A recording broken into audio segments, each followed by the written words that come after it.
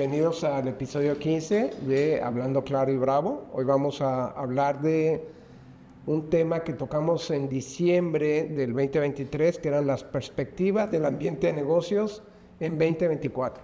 Vamos a evaluar un poquito lo que platicamos en aquel momento versus lo que está aconteciendo el día de hoy. Y para ello tenemos en el panel a el doctor Jorge Velarde y el licenciado Ricardo Rojas, ambos de Bravo Abogados, y vamos, digamos que a tocar el ambiente actual para hacer negocios en México. Entonces, las perspectivas económicas del 2024 enfocado a el aspecto de haciendo negocios en México o doing business in Mexico.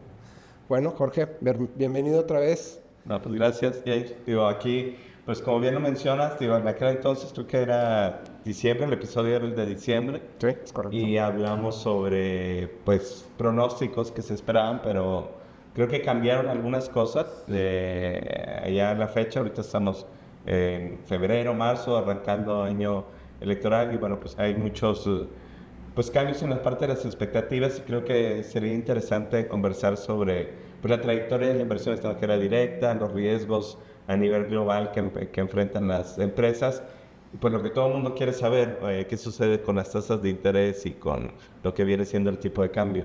Pero bueno, pues arrancamos. Claro, bueno, creo que ahora va del otro lado. El último episodio me tocó a mí las preguntas, pero ahora nos toca un poco hacerte algunas preguntas que creo que, digamos, en términos generales, son las cuestiones que cualquier persona le gustaría saber sobre el tema, ¿no? Y a partir de ahí pudiéramos tal vez ir enfocándonos un poco sobre los temas. Me parece.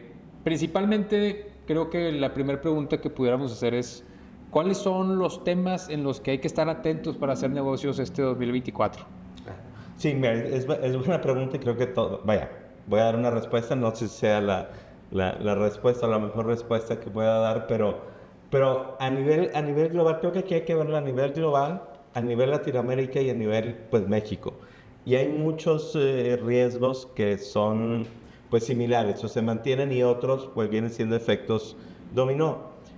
Uno de ellos, bueno, pues, sin duda es toda la parte geopolítica que existe en el entorno. Toda la parte, bueno, y eso mismo pues lleva al debilitamiento de la demanda a nivel global y toda la parte del tema de comercio internacional. Es evidente que pues desde hace varios años y ya inclusive antes de la pandemia pues se hablaba de la lucha comercial, guerra comercial, Estados Unidos, China, y bueno, en ese entonces no estaban los temas tan fuertes en la parte de las guerras, los conflictos bélicos, y creo que eso va a ser un tema ahorita, porque es lo que está llevando de la mano pues las decisiones de las empresas. Y otro tema... Cuando hablas de geopolítico, estamos hablando, nada más para dejarlo claro al auditorio, es la guerra comercial entre Estados Unidos y China, que puede tener una afectación global, pero no necesariamente para México, y ahorita veamos esos temas. Pero luego estamos viendo el conflicto en Ucrania y Rusia, que de alguna manera le pega a todo el mundo, porque Ucrania era gran generador de componentes electrónicos, el granero del mundo. Hoy, a marzo de 2024, vemos un problema grave que es el que está pasando en el mar Rojo. Rojo, sí. Y es el que tiene que ver con la nueva ruta de la seda, es decir, lo que viene de China o lo que viene de Asia, que pasa necesariamente por ahí para entrar al Mediterráneo y conectar América con Europa y Asia. Y que normalmente el resultado de lo que está sucediendo ahorita es bordear por toda África, que encarece altamente el transporte de mercancías en el globo, ¿no? Exactamente, sí. Y justo eso que estás diciendo, pues afecta todo lo que viene siendo a nivel global, porque por el caso de Ucrania, pues lo mencionaste muy bien, la parte del sector, la parte de componentes, y en el caso de Rusia, pues tiene que ver mucho también con la, bueno, viene siendo lo mismo, pero tiene que ver con la parte de Europa, porque es un principal proveedor en la parte de gas y el gas, bueno, pues, se impacta directamente en la producción, Sí. los costos de las empresas, y eso pues genera el famoso fantasma de la inflación, que ya se estaba hablando de una disminución, pero bueno, todavía está ahí. Y ese es un riesgo a nivel internacional, porque al final de cuentas de México, pues, perdón, de Europa se desborda toda la parte de más insumos a nivel internacional. Y hablando de temas de disrupción de cadenas de suministro, esto vuelve o reafirma o de alguna manera obliga sobre todo a los Estados Unidos a pensar dónde quiere tener sus plantas productivas, ¿no? Entonces, es un tema que, bueno, lo veremos más adelante, pero indirectamente sigue impulsando el nearshoring en México porque tienes temas La relocalización es así. o sea, se pudiera acelerar el tema de relocalización porque se siguen sumando factores que afectan muchísimo a la industria en general, ¿no? Sobre todo a la industria que tiene que ver con esta parte del globo. De hecho, ahí un tema que también es geopolítico, vaya, de manera general.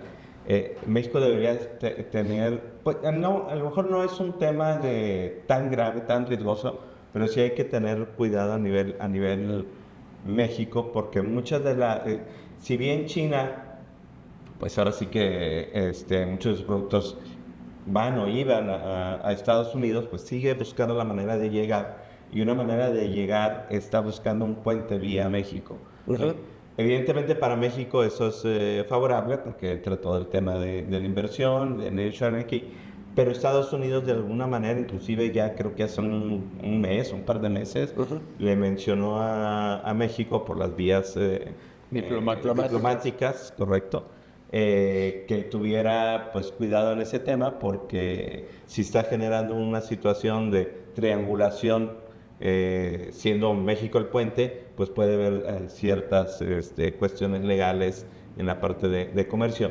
Y la otra, Por parte del tratado. por parte del tratado, Sí, exactamente. claro. Sí, habría que revisar ahí los detalles, y eso nos afecta, evidentemente. Y no sé, vaya, habría que analizar los siguientes meses si esto pudiera frenar algunas inversiones chinas hacia México. Entonces, factores, nada más yéndonos de lo general a lo particular. Ujú. Tenemos factores que debilitan el tema de la inversión, que es la guerra, por así decirlo, ¿Zona? la política doméstica, Política, sí. la selección, bueno, ok, los temas domésticos en México, llamémoslo así, como son elecciones, como son los acomodos del poder, como puede ser el Estado de Derecho, como puede ser la violencia, etcétera, etcétera, que ya lo iremos platicando. Fíjate, yo agregaría uno ahí, Ricardo, que a veces no lo vemos, pero creo que es importante porque ahorita hay elecciones, ya que lo mencionaste, en una gran mayoría, y si quieres un ratito ahondamos en eso, en países latinoamericanos, obvio, incluyendo México, y Estados Unidos. Y un riesgo que a veces no lo vemos como económico es el tema del riesgo de ataques cibernéticos o la parte. Entonces, el estar en México y Estados Unidos inmiscuidos en elecciones, creo que ese es un gran riesgo en la parte de filtración de información. Ok. Y eso puede alterar de alguna manera el camino de carrera electoral que hay. Ok, entonces tendríamos las elecciones desde Argentina hasta, bueno, Argentina ya se resolvió. sí. Digamos que gran parte de Latinoamérica y Estados Unidos, los conflictos geopolíticos, los riesgos de recesión que pudieran existir, si es que existe algún riesgo de recesión, las nuevas dinámicas de comercio exterior derivado en las tensiones China y Estados Unidos, que de alguna manera... y que nos beneficia de alguna otra manera, ¿no? Sí. Y los datos que tú vas a ver y nos vas a platicar más a fondo. Ahorita vemos de las tasas de interés, del tipo de cambio. Que fíjate, yo no veo eso tanto como un riesgo, sino porque de alguna manera y ahorita lo ahondamos en eso, lo empiezan a descontar los inversionistas. Okay. Cuando hablamos de descontar es que pues ya cuando ocurre algún movimiento, alguna volatilidad en tipo de cambio, pues al final de cuentas ya es algo que se esperaba, se visualizaba. Okay. Pero creo que algo que no hemos mencionado viene siendo la parte también todo el crimen y la violencia que hay alrededor de esto son temas geopolíticos y no nada más de México, ya es a nivel global, América global. Que eso también es a lo que están enfrentando los empresarios, porque muchas veces en México dicen, bueno, es que en México existen todos estos riesgos que están mencionando, o el efecto dominó de ello, pero es igual en Latinoamérica, es igual en Europa, con diferentes niveles de grados, pero todos están enfrentando estas situaciones. Ok. Si nos vamos de lo primero que comenzamos, vemos en la tabla Salvador, Panamá, República Dominicana, México, Parlamento Europeo, Europa y toda la parte Uruguay, Estados Unidos y Venezuela, que yo descontaría, la economía ahorita de Venezuela, digamos que no es algo que incide, está totalmente aislada, ¿no? Entonces no incide en temas, hace mucho que no incide en temas globales. No, ya es Venezuela prácticamente es un tema geopolítico, pero que tiene más que ver cuando hay un acercamiento de la parte gubernamental venezolana con algunos de los países de la región. Entonces eso a veces pudiera generar una desconfianza por parte de los inversionistas, pero la realidad es que lo que marca, como bien lo dices tú, es la política pues doméstica, la política local. Vaya, hay una reunión, creo que si no hay acuerdos, no creo que haya ciertas situaciones de retiro de inversiones. Oye, ¿cómo ves a México en el mapa de riesgo, en el mapa de calor? Mira, es una buena pregunta, porque se habla mucho de las tasas de interés. Si quieres un poco, para que el auditorio que nos está escuchando o viendo, el tema de riesgos, hay muchas medidas, ¿vale? Pero una medida muy sencilla de entender es el diferencial en las tasas de interés de dos países. Generalmente pues, cada México tiene su contraparte, que viene siendo con quien hace más comercio. Sí, cuando se compara, en el caso de México pues, es obvio que viene siendo Estados Unidos. El diferencial de tasas, ese spread que está ahí, pues como las tasas de interés entre más riesgo haya, pues tienden a subir. Y entre más diferencia hay entre las tasas de interés de un país contra su socio más grande, entre más grande es que hay más riesgo. Sí. Entre más pequeño es menos riesgo. Si vemos ahorita el caso de México a nivel global, Estados Unidos, pues pudiéramos decir que es cero, pero porque es el con el que todo el mundo se compara. Generalmente se comparan con ellos y con Europa, pero hablemos ahorita con Estados Unidos. México tiene un diferencial con ellos de riesgos de interés, de tasas de interés, y sumando los otros riesgos, es decir, por eso mencioné las tasas de interés, pero hay más riesgos. Sí. Riesgos de tasa de interés, el riesgo político, todo el riesgo económico, el riesgo legal. Entonces hay medidas que engloban todo eso. Y ahorita México tiene una medida de riesgo país de 2.7 puntos porcentuales. Ese es el riesgo. No es la diferencia de tasas de interés, nomás lo usé como un ejemplo, pero es muy bajo, vaya. Si queremos ver el extremo, vaya, Venezuela tiene 24%, o sea, es muchísimo. Claro, sí, es un mundo. Es un mundo. Singapur tiene 0, vaya, sí. Y ya Rusia 18%, vaya, son medidas que se hacen a nivel mundial. Y por diferentes analistas, vaya, la que veamos va a tener más o menos estos niveles. China. China está por ahí 1.1%, muy bajo, vaya. Mucho más bajo que México. Sí, vaya, porque al final de cuentas también veamos que ellos, vaya, China es un mundo, vaya, pero pues toda la parte de innovación, a pesar de que tiene desaceleración económica, con crecimientos de 4%, para ellos eso es desaceleración económica, tiene un riesgo bajo porque, vaya, al final de cuentas, esas regiones son seguras, vaya, para los inversionistas a la hora de llegar. Ok, muy bien. Queda claro. Ahora, que también... dentro de esto mismo que comentabas, ¿cuál pudieras considerar como el principal factor diferenciador, digamos, en el caso de México, ¿verdad? ¿Qué es lo que los inversionistas o en sí los analistas más bien entran a observar en el caso de México? El crimen, el tema político, la cadena de suministro, ¿qué es uno de los factores, o cuál sería uno de los factores más relevantes?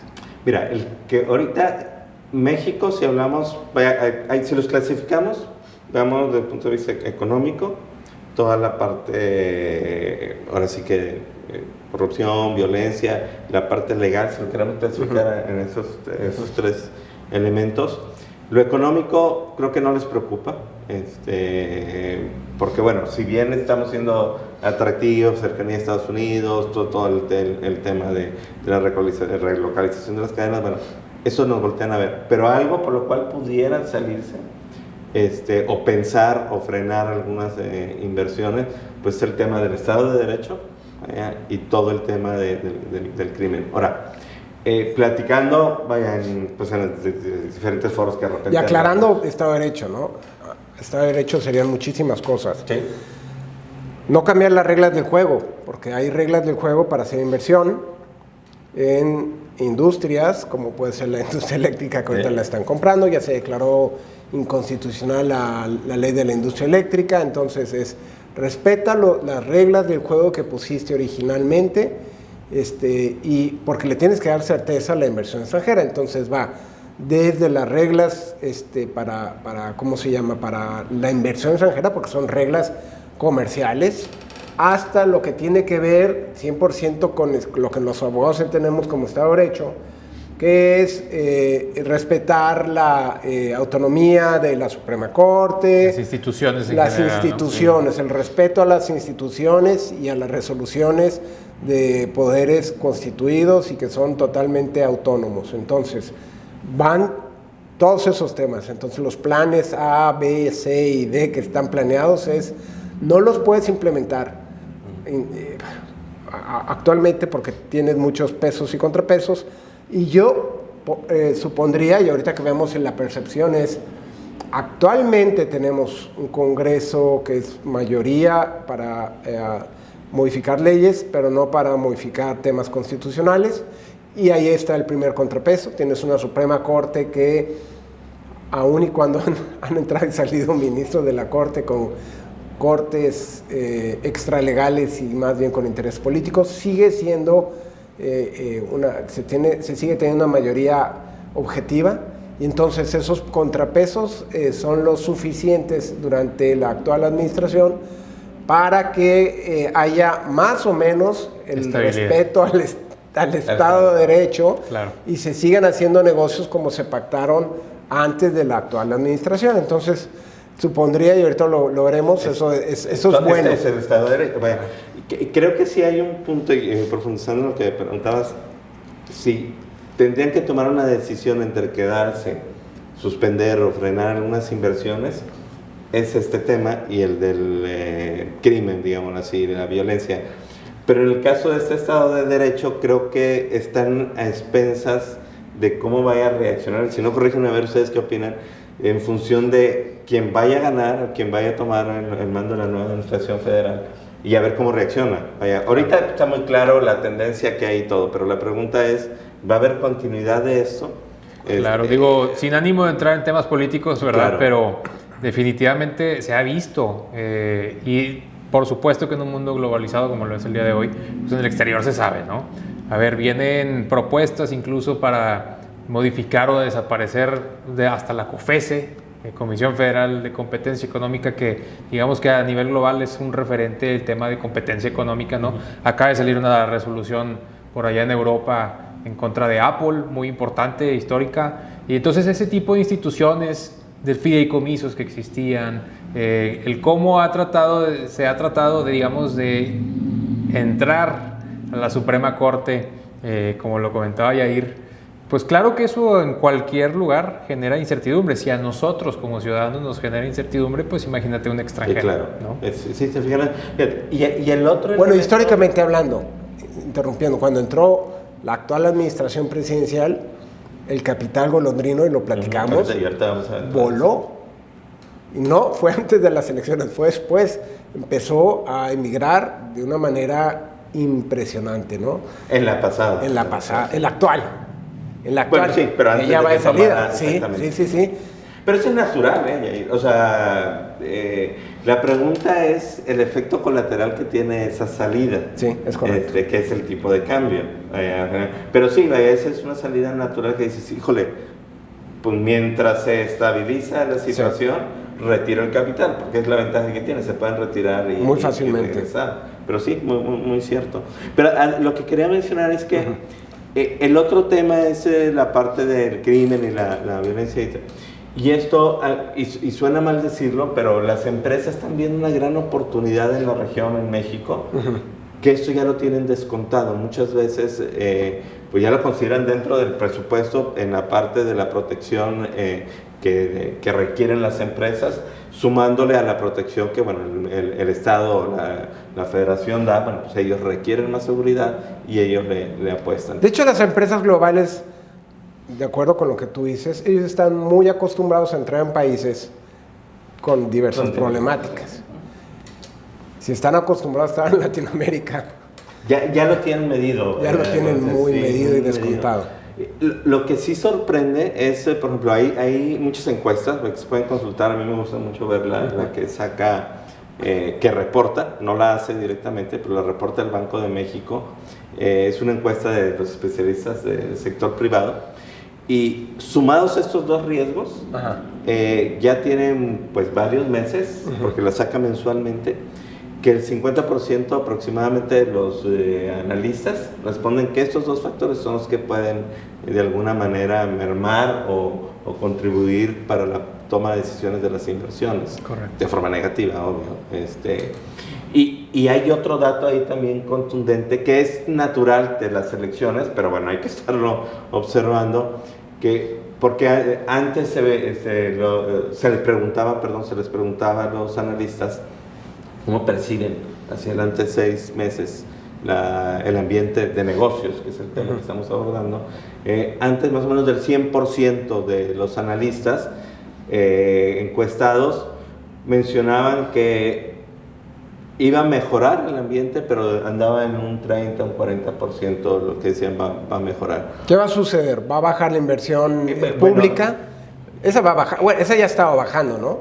La inversión pública baja a casi. Baja, pero a lo que me refiero acá es a la percepción del negocio. Ya. Vaya, se puede seguir dando la inversión, pero la percepción de hacer negocios de aquí a 6 meses puede llevar a tomar decisiones de no invertir lo que se tenía visualizado. Ok, muy bien. Pero a donde iba es que el dato ahorita, que revisándolo, me sorprende que casi el 60%, aquí viendo los números, 60-65% de los analistas dicen que va a permanecer igual. Y el 33% que empeorará el ambiente. O sea, quedando un 5% en promedio, vaya, de que va a mejorar. Entonces, pero esto es natural en épocas electorales. Vaya. No están mencionando que se van a ir, que va a frenar, que se va a desacelerar la economía. En realidad, el crecimiento de México no es lo que queremos, vaya, pero está en el promedio de lo que sería un 2, un 3% para este año. Ok, no cambia mucho. No cambia mucho, pero fíjate, y hay datos, a pesar de estos indicadores que me preguntabas, si les preguntan a los empresarios y a los analistas si están dispuestos a invertir, más o menos un 40% dice que es un buen momento para invertir. O sea, están mezclados muchos factores, pero todo recae en los dos que mencionamos para tomar la decisión de si entrar o salir o mantenerse. Digo, dado la situación política actual, pareciera ser que aun y cuando pudiera haber una continuidad del Poder Ejecutivo, no lo va a ser así en el Congreso. Entonces, creo que esa es la parte relevante de la selección. Va a haber un Congreso más equilibrado, no lo que vemos al día de hoy, creo que lo que vemos al día de hoy no va a volver a suceder, pero muy seguramente con la continuidad de las mismas políticas públicas en el gobierno federal, es decir, el Poder Ejecutivo Federal. Ahora, y los riesgos que tiene México en relación a la continuidad de la inversión extranjera directa, el flujo de remesas, Pues mira, básicamente son los que comentamos. El caso de las remesas, bueno, creo que hay un dato interesante, sin tratar de politizar y asustar y demás, simplemente pudiera ser el tema electoral o el ambiente de negocio que hay ahorita, es que, por ejemplo, hay en el tema de la inversión extranjera directa, que es lo que estábamos hablando, si vemos el dato completo, no sé si lo tengan por ahí, en el 23 cerrando todo el año fueron 36,000 millones de dólares. Ok. Lo que entró. Pero aquí más que ver el dato completo duro, hay que ver qué tipo de inversión extranjera es la que se está dando. Y aquí hay 3 tipos. Ok. Está la inversión extranjera directa, de que llegan las empresas nuevas totalmente a instalarse. Está la inversión extranjera, que son reinversiones de las empresas ya instaladas. Ya está instalada aquí una empresa, claro, y decide reinvertir sus utilidades también. Okay. Se considera inversión extranjera. Y las inversiones intercompañías, una compañía extranjera con la de aquí, y se transfieren recursos para invertir. De las 3, la que genera el mayor crecimiento y la mayor generación de empleo y el mayor boom en la región donde se ponen las empresas viene siendo la inversión extranjera directa de nuevas empresas. correcto. En 2022 no fue por la fusión. En el 2022, ¿qué fusión? Televisa. No, bueno, esa viene, sí, exactamente, por eso ahí es 40, era donde iba. Son nuevas inversiones. Y eso representó de todo, además, junto con esa fusión de Televisa y Univisión, el 48%. Eventos extraordinarios. Exacto, es un evento extraordinario. Si lo vemos ahorita, las nuevas inversiones de toda la inversión extranjera directa representan aproximadamente el 13%. Correcto. O sea, y lo que representa la mayor parte de esa inversión extranjera directa son reinversiones de utilidades. ¿A dónde voy con esto? Una reinversión de utilidades sí puede generar empleo, pero no como una nueva empresa que se instala. Claro.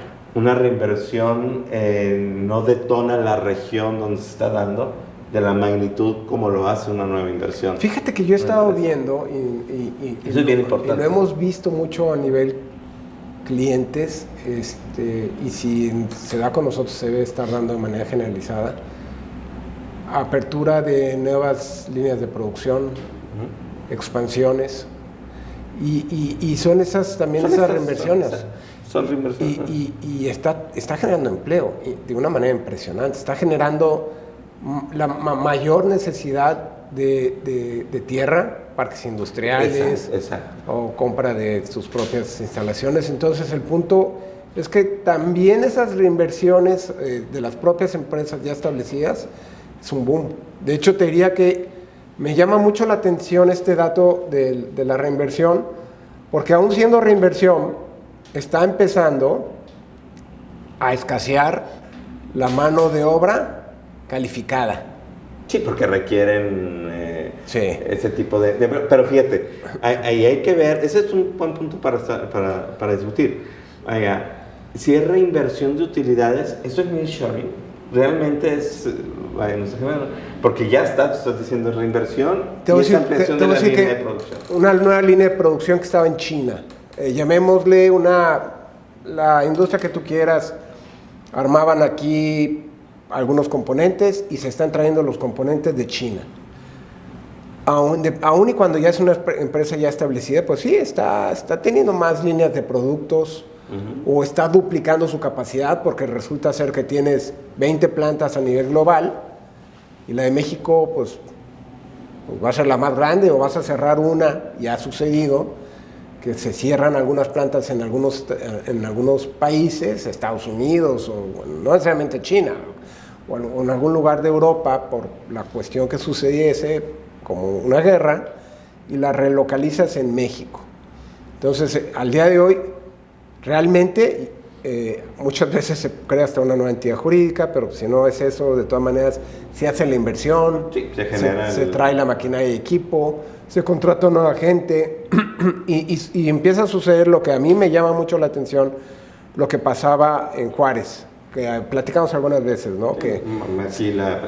Maquila, que traía una mano de obra que no necesariamente era calificada y que se iban a los estados del sur para traer gente en camiones. Bueno, aquí en Nuevo León se empiezan a pelear la mano de obra calificada de otras ciudades. Se los empiezan a traer, por ejemplo, no hay. Entonces, por ejemplo, lo que sucedió con la siderúrgica en Monclova, con su tema legal de su quiebra, bueno, pues se empezaron a traer mano de obra ya, y no una, varias empresas, porque empieza a faltar la especialización aquí en Nuevo León. Y supongo que si es en Nuevo León, que se supone que tradicionalmente Nuevo León es un estado caro en la tierra, son caros los salarios, pero presumíamos de hace mucho tiempo atrás que la justificación era porque se tiene una mano de obra altamente especializada,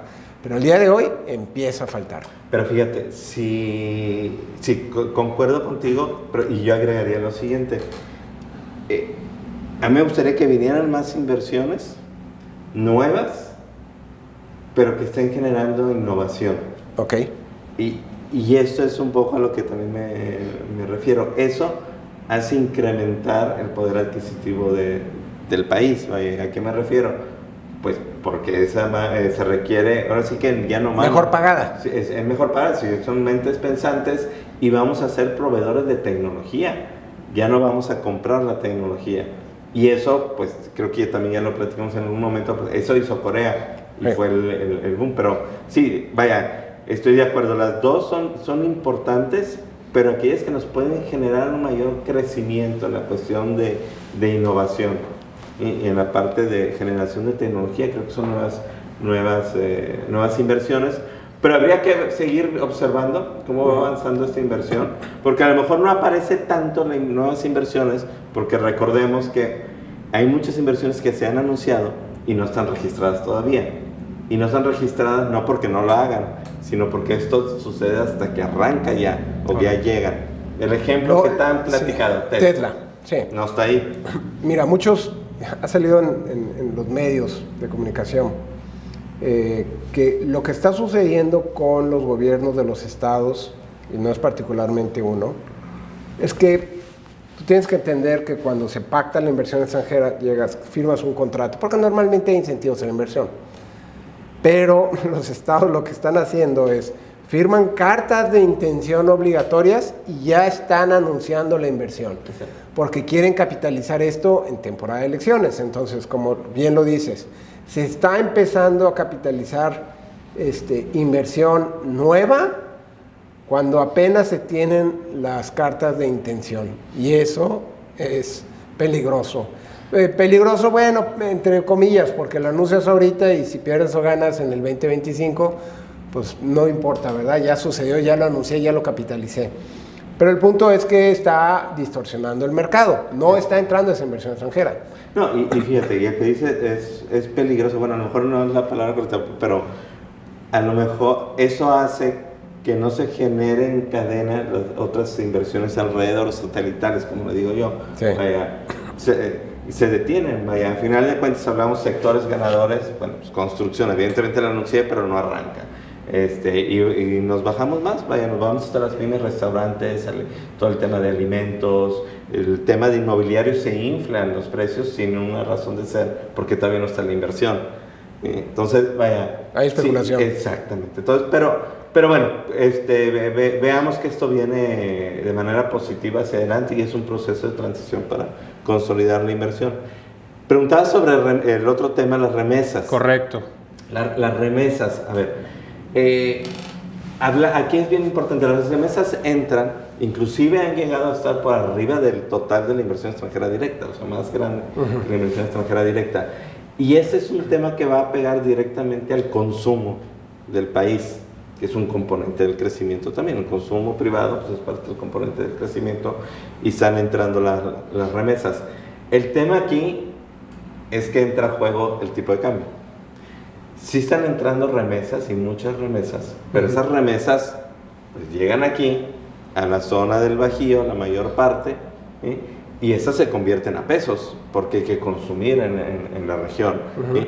Y el hecho que el tipo de cambio se esté apreciando, o esté más bajo, si lo queremos ver de otra manera, pues $1 que antes a lo mejor se convertía en 20, pues ahora 17. Entonces el poder adquisitivo de esas regiones pues tiende a disminuir. Y sí es de manera importante. Claro. Hay una duda que creo que es muy generalizada y digamos que ya es un tema de cultura general. Sí, ¿no? La remesa. Ajá. El gobierno sale y anuncia que las remesas se incrementaron, ¿verdad? ¿Consideras que esto es un error? El celebrar que hay un incremento en las remesas. Mira, sí y no.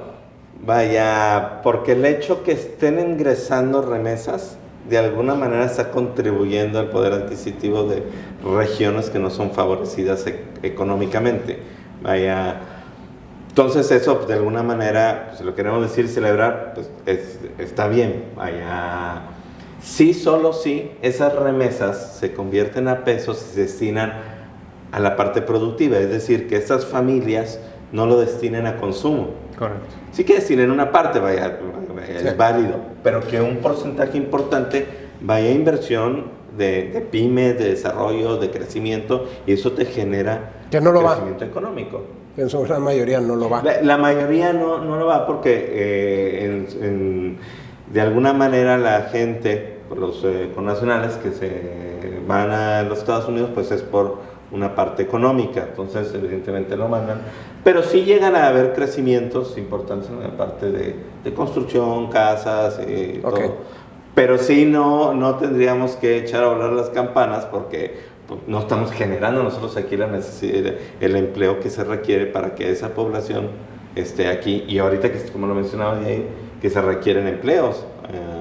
Claro. Entonces hay que estar viendo eso también de que el gobierno, si está entrando, el gobierno federal está entrando en remesa, pues que también apoye de alguna manera a la parte de la educación de esa población para destinarlo, como bien lo dices, pues, a reinvertirlo dentro de la propia economía mexicana. Sí, y que haga que se vengan los mexicanos al país para que detonen más la economía. Correcto. Al día de hoy, ¿tú ves que haya una salida de capitales que genere especulación, desconfianza? Mira, sí, lo que voy a decir hay que tomarlo con precaución. Qué bueno que está habiendo una salida, sí hay una salida, pero esta salida es ordenada, no es masiva. Vaya, si vemos los datos, el último reporte, esto lo puedes medir trimestralmente, los reportes van trimestralmente y hay algunos otros indicadores que los reportan mensualmente. Y porque hay un indicador que viene siendo los valores en poder invertidos en México que pertenecen a los extranjeros, es decir, la deuda que compra un americano que viene y mete sus dólares, pero en pesos, obvio, a la bolsa, ¿sí? O a instrumentos de deuda, cualquier instrumento. Bueno, ellos lo pueden retirar cuando lo consideren, cumpliendo con toda la parte fiscal y financiera y demás. El último mes, en enero, hubo una salida de recursos, sí, pero los meses previos no hubo, y por allá de mayo otra retirada, en enero otro retiro, pero no es de asustarse. Y digo yo que qué bueno que hay retiros de manera ordenada, porque hacia adelante, y creo que ahorita a lo mejor lo comenzamos. Estás descontando el... Exacto, las tasas van a bajar, las tasas van a disminuir, entonces es mejor que vayan saliendo poco a poco, y esto pues vaya... Creo que es importante que también el tipo de cambio se empiece a deslizar. Podemos decir, oye, pues una devaluación o depreciación del tipo de cambio pues no es mala, pues depende del punto de vista que lo veamos. ¿Sí? A lo mejor para nosotros de a pie, que vamos de compras a Estados Unidos, pues decimos que esté apreciado. Sí. Pero salgamos y pregunten a las empresas exportadoras. Sí, les está pegando muy duro. Les está pegando duro. Y aquí mi pregunta es, ¿el nivel actual realmente es de mercado o se está de alguna manera presionando a que se tenga un peso apreciado? Mira, la respuesta es que es lo que el mercado está visualizando, es la cantidad de dólares. No hay alguien que lo esté no hay forma ni mecanismo dirigiendo. No hay mecanismos. Vaya, México creo que tiene los mejores mecanismos de dejar el tipo de cambio a su libre flotación. El tema ahorita es la entrada de capitales, remesas, la entrada por el tema de inversión extranjera directa, las tasas de interés que son atractivas y están viniendo a México porque económicamente está bien. Pero cuando las tasas empiecen a cambiar, a bajar, pues van a mover los capitales y se van a ir a donde su capital esté más seguro, ¿sí? Y de alguna manera, y no porque estemos mal, sino que eso es normal, y van a retirarse a Estados Unidos o economías desarrolladas, y es natural que vaya a haber una depreciación del tipo de cambio al nivel que debe de estar. Bueno, y aquí otra pregunta que digo, ya platicamos un poquito el contexto y se mencionó en varias ocasiones, pero las elecciones, ¿qué tanto factor pudieran tener en la volatilidad de la tasa de interés o incluso en el tipo de cambio? Mira, sí, tiene que ver mucho la volatilidad. Ahorita tenemos dos factores interesantes y hablábamos al principio de que Latinoamérica, Estados Unidos y México tienen elecciones. Entonces, ahorita se conjuntan elecciones presidenciales en Estados Unidos y en México. Entonces, hay dos efectos que pueden influir en la volatilidad del tipo de cambio. Ahora, aquí creo que es un año en el cual no nos debemos de asustar, a los empresarios, a los pymes, porque va a haber volatilidad, sí, va a haber volatilidad allá. Y todo va a depender de cómo vayan avanzando las elecciones, ¿sí? Y hay ciertas ventanas interesantes que a veces estamos equivocados en dónde están esas ventanas. Y si vemos la parte histórica, y es natural, vaya, la primera ventana inició el viernes. Bueno, dependiendo de cuando estén viendo el capítulo, el pero inicio cuando arrancaron las campañas ya formales, ahí inició la primera ventana y termina la ventana en el 2 de junio, las elecciones. Esa ventana tiene subventanas, que son los debates. Correcto. Dependiendo de qué tan fuertes sean los debates, es como va a haber esa volatilidad, porque es donde los inversionistas, pero de los activos financieros, porque son los que sacan y meten los capitales, son los que hacen que mueven el tipo de cambio. Aquí la pregunta es, pues no nos asustemos si tenemos inversiones en activos financieros, en retirarlos por el primer anuncio que se dé y que haya cierta distorsión en los mercados financieros. Pues esto es meramente especulación, porque no hay nada sólido, simplemente está en un proceso de elección. Y normalmente, creo que si vemos las últimas 3, 4 elecciones presidenciales, el tipo de cambio se debe apreciar 10%. Es en promedio 9, 10%. Si ahorita redondeando números estamos a 17.1, ya va a estar 18 y cachito, por ahí. Pero terminando las elecciones, cuando son las elecciones, hay otra ventana de apreciación del tipo de cambio y se regresa. Y en promedio generalmente se regresa un 8%. En las últimas elecciones es decir, sí agarra otro nivel, pero no es otro nivel de evaluación, es de apreciación. Luego hay otra ventana ahí que se abre en el proceso en lo que quien haya ganado la elección, pues empieza a anunciar lo que vienen siendo los gabinetes y su plan de trabajo. Y ahí es donde ya los inversionistas empiezan a visualizar por dónde va a ser el camino de los siguientes 6 años. Y ahí empieza a haber otra volatilidad. Pero la otra volatilidad fuerte, ¿sí?, es en las elecciones de Estados Unidos. Que inclusive, si vemos las ventanas que estoy mencionando, la primera y la de Estados Unidos, que es por allá de octubre, noviembre y diciembre, por ahí va a ser esa ventana, que normalmente es otro 10%, 8%, esa es más fuerte que la primera. ¿Por qué? Porque, obvio, estamos muy correlacionados con ellos, y la fuerza de una economía desarrollada sobre México, pues al final con sus inversionistas mueven sus capitales. Pero vaya, a final del año yo creo que va a andar rondando los 18.50, los 19 pesos por dólar, que es natural, vaya, creo que eso nos beneficia, más que por asustarnos, nos beneficia por el lado del exportador, por el lado exportador, las empresas exportadoras. Entonces creo que ese va a ser el movimiento del tipo de cambio. O sea, que caemos parados. Lo que nos va, ¿sí? Sí, vaya, porque luego dicen, bueno, ahí viene la volatilidad, pero no sabemos dónde. Vaya, si vemos lo histórico, vaya, siempre sucede así. Creo que vamos a estar caminando por ese mismo camino. Entonces sí hay volatilidad, digamos, no tan trascendental, pero la hay. ¿Y qué recomendaciones le daríamos a las empresas? Yo te diría que históricamente, ¿no? Bueno, aunque no lo hemos comentado, es un hecho que en esta administración presidencial sale mes con mes, hay fuga de capital golondrino. Sí. No sí. inversión extranjera directa, no. El capital de riesgo. De la bolsa, lo que está en la bolsa. Eso que invierte en activos de deuda. Sí. Entonces tenemos me dices, es mínimo, pero sale, ¿no? O sea, la cifra no es representativa.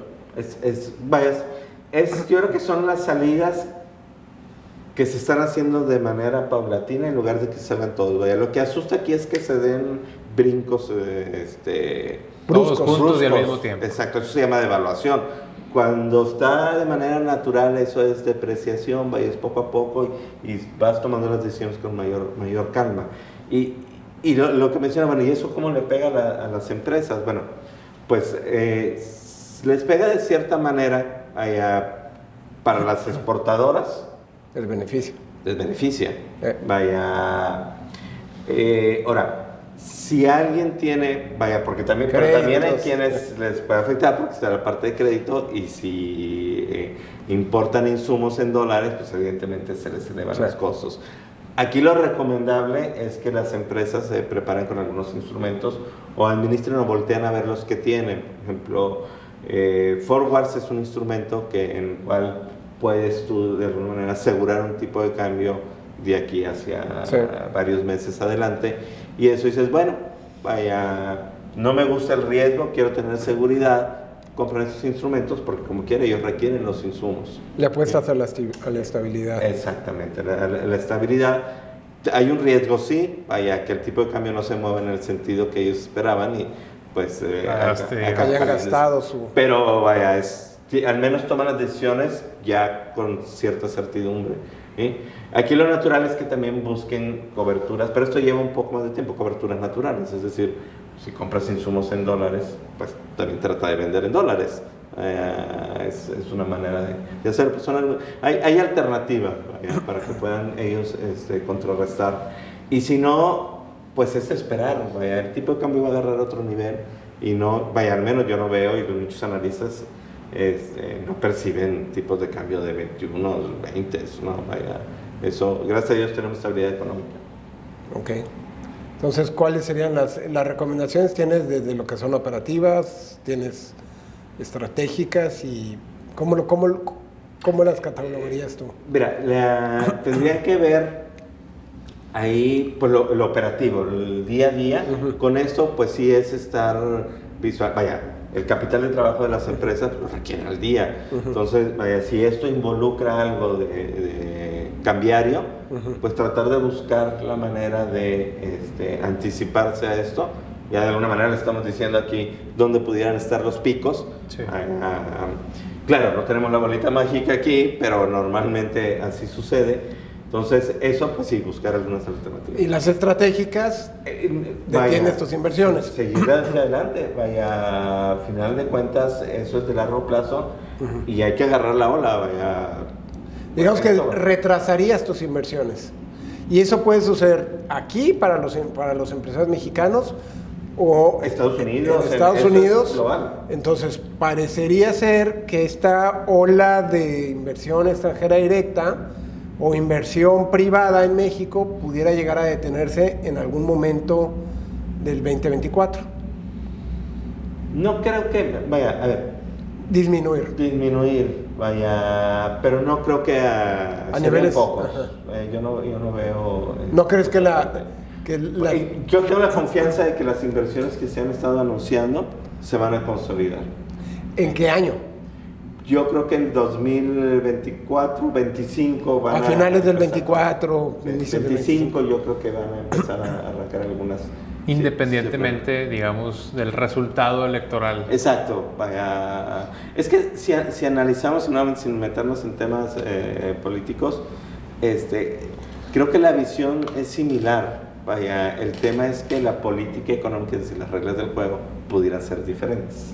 Vaya. Sí. Pero lo que a todos les da de manera positiva es que la economía está bien, comparada con... La economía está bien a pesar de lo que fuese. Exacto. Hay una tendencia estabilizadora, o pareciera que va a haber una tendencia estabilizadora en el Congreso.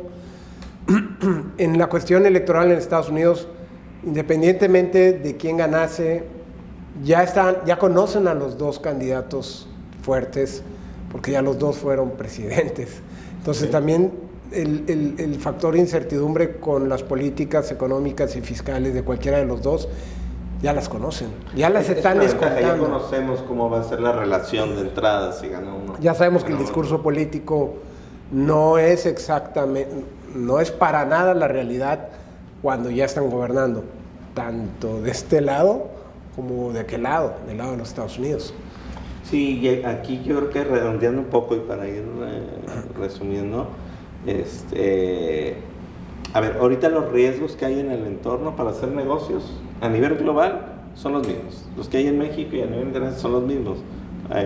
Yo vería como mayor riesgo el problema que tenemos de tanta inversión que está llegando a México, los que habíamos platicado, ¿no? Exacto. Si te pones en los macroeconómicos o globales, y lo quieres llamar así, ya hemos dicho, no es una preocupación.